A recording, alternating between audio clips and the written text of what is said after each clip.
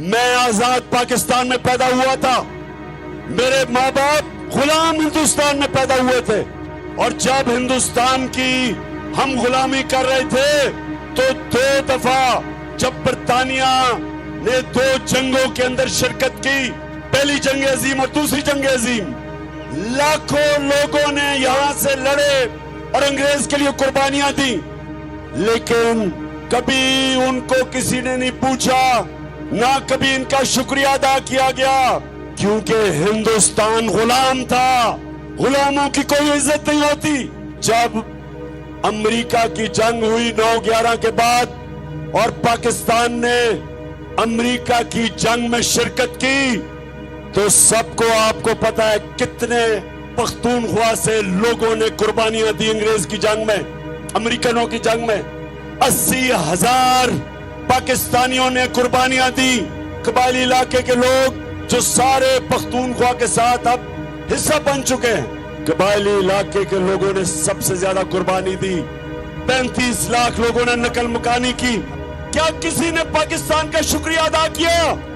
کیا امریکہ نے کہا کہ شکریہ پاکستان، آپ نے 80,000 اپنے لوگ قربان کر دیے، 3 گنا زیادہ ہماری فوجیوں نے قربانی دی بنسبت جو امریکن افغانستان میں جن کی جانیں گئیں؟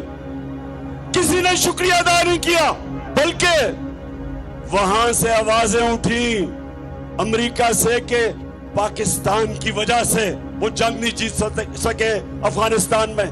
زرداری اور شریف 10 سال جب انہوں نے حکومت کی، 2008 اور 18 کے درمیان 400 ڈرون اٹیک ہوئے پاکستان کے اوپر، اور قبائلی علاقے میں آپ جانتے ہیں کہ ڈرون اٹیک کیا ہوتا ہے۔ 4000 میل دور بیٹھ کے ایک کمرے کے اندر کمپیوٹر گیم کھیلی جاتی ہے، بٹن دبا کے ایک آدمی بیٹھا ہوتا ہے، سامنے کمپیوٹر سکرین ہوتی ہے اس کے، یہاں سے اس کو پیغام جاتا ہے کہ جی اس ایریا میں دہشت گرد ہے۔ 4000 میل دور بیٹھ کے وہ بٹن دباتا ہے، بم گرتا ہے، نیچے کون مرتا ہے کبھی کسی کو پتہ نہیں چلا۔ لیکن سنیں ذرا میری بات، وہاں عورتیں بچے مرے، بزرگ مرے۔ ایک جگہ انہوں نے ڈرون اٹیک کیا پجوڑ میں، 64 بچے مدرسے میں مر گئے، 64 بچے۔ ایک جگہ وزیرستان میں ڈرون اٹیک ہوتا ہے، 7 لوگ مر جاتے ہیں، جو زخمی ہوتے ہیں ان کی چیخوں کی آوازیں، لوگ آتے ہیں ان کو بچانے کے لیے، دوسرا ڈرون اٹیک ہوتا ہے، 7 اور لوگ مر جاتے ہیں۔ صبح تک لوگ ڈرتے ہیں جاتے ہوئے قریب، جو زخمی ہیں ان کی آوازیں آ رہی ہوتی ہیں، صبح کو لوگ بچانے جاتے ہیں، پھر ڈرون اٹیک ہوتا ہے، 7 اور مر جاتے ہیں، 21 لوگ مرتے ہیں۔ شادیوں پہ ڈرون اٹیک، جنازوں پہ ڈرون اٹیک۔ اور آپ جانتے ہیں کہ ایک دفعہ ناظر طاری کے منہ سے ایک آواز نکلی، اور یہ قیدر نواز شریف کے منہ سے ایک دفعہ، ان میں اتنی جرأت نہیں تھی کہ امریکنوں کو کہتے کہ یہ سارے انسانی حقوق کے خلاف ہے، دنیا کا کوئی قانون اجازت نہیں دیتا کہ آپ فیصلہ کریں مجرم کون ہے اور آپ ہی اس کو قتل کر دیں۔ جج، جوری، ایکسیکیوشنر، دنیا کا کوئی قانون اجازت نہیں دیتا، لیکن اس ملک پہ جن کے لیے ہم جنگ لڑ رہے تھے، 400 ڈرون اٹیک ہوئے، ایک دفعہ ان دونوں نے جرأت نہیں کی امریکہ کو کہنے کے لیے کہ کیا آپ اپنے ملک میں دہشت گرد کے اوپر ڈرون اٹیک کریں گے؟ جرأت تھی ان میں؟ کیا ان میں یہ جرأت تھی برطانیہ کو کہنے کے لیے کہ لندن میں ہمارا بڑا دہشت گرد جس نے ہزاروں لوگوں کو قتل کروایا، کیا ہمیں اجازت دیں گے ڈرون اٹیک کر کے اس کو مارے؟ तो अगर अपने मुल्क में आप हमें कहते हैं कि अदालत में जाके साबित करो वो दहशतगर्द है, तो हमारे मुल्क में आपने कैसे आपने 400 ड्रोन अटैक किए, बेकसूर लोगों को मारा, औरतें बच्चों को मारा, और ये तो जिनको फिर से इन दो खानदानों को फिर से जो मुसल्लत किया है, इसीलिए किया है कि ये उनके गुलाम हैं, इनमें जुर्रत नहीं है, ये पैसे की पूजा करने वाले हैं, ये पैसे के बुत की पूजा करने वाले हैं, इनके पैसे पड़े हैं बाहर, इनके लंदन में अमेरिका में पैसे पड़े हुए हैं, ये कभी अपने लोगों के हकूक के लिए, उनके फायदे के लिए, ये कभी अपनी जुबान उनके अपने आकाओं के सामने जुबान नहीं खोलेंगे। इसलिए इनको लेके आए हैं, इसलिए इनको पाकिस्तान पे मुसल्लत किया, क्योंकि इनको पता था कि इमरान खान ना इनको बेच देगा, ना यहां से उनकी किसी जंग में शिरकत करेगा, ना वो अपने मुल्क के मफादात को उनके लिए कुर्बान करेगा, अपने लोगों के फैसले करेगा, क्योंकि इमरान खान का जीना मरना पाकिस्तान में है। इसलिए नौजवानों, ये साजिश की गई। भुट्टो और शरीफों के खानदान 30 साल से इस मुल्क के ऊपर हुक्मरानी कर रहे हैं।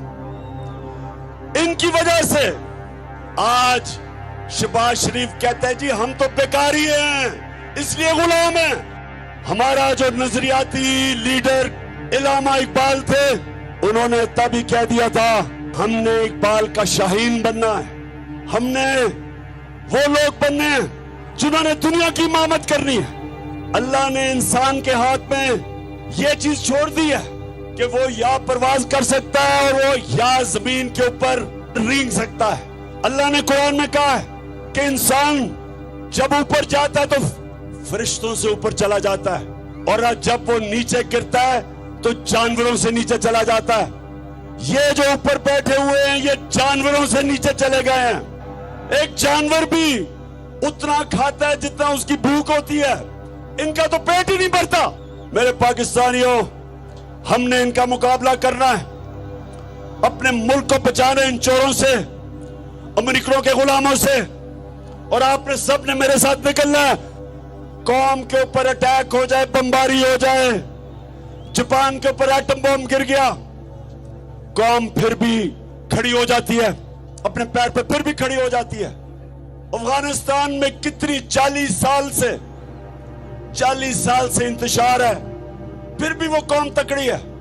जब एक कौम की आप इखलाकियात खत्म करते हैं, कौम मर जाती है। जब एक कौम अच्छे और बुरे की तमीज खत्म करती है, कौम मर जाती है। कौम पहले इखलाकी तौर पे मरती है, फिर माशी तौर पे मरती है। 60% कैबिनेट जमानत के ऊपर है। जिस मुल्क में इस तरह के लोगों को बड़े बड़े ओहदों पे बिठा दिया जाए, उस मुल्क की इखलाकियात तबाह हो जाती है। कौन मेहनत करेगा? क्यों नौजवान 14 साल पढ़ाई करे, सुबह से लेकर शाम तक मेहनत करे, जब चोरी में और करप्शन में पैसा बन जाता है, इससे कौमें तबाह होती हैं। चाइना जब उठा और आज दुनिया में सबसे तेजी से तरक्की कर रहा है, 450 वजीरों को उसने करप्शन में पकड़ा। कोई कौम तरक्की नहीं कर सकती जब तक उसकी अखलाकियात ऊपर ना हो। इसलिए हमारे नबी सल्लल्लाहु अलैहि वसल्लम ने मदीना में अमर बिल मारूफ, उन्होंने अपनी कौम को कहा कि तुम हक और सच के साथ खड़े हो, तुम अच्छाई के साथ खड़े हो और बुराई और बातिल के खिलाफ जंग लड़ो। ये हुक्म है अल्लाह का, ये कुरान में है, अमर बिल मारूफ। इसके ऊपर एक माशरा खड़ा होता है, तो जब माशरे के बड़े बड़े ओहदे उसके बड़े बड़े मुल्क के मुजरिम ले ले, वो माशरे का कोई मुस्तकबिल नहीं है। हम दुनिया के सबसे अजीम लीडर मोहम्मद सल्लल्लाहु अलैहि वसल्लम के उम्मती हैं। हमें कोई खौफ नहीं है। अल्लाह कुरान में कहता है जो लोग ईमान ले अल्लाह उनके खौफ दूर कर देता है। हमारे में कोई खौफ नहीं है।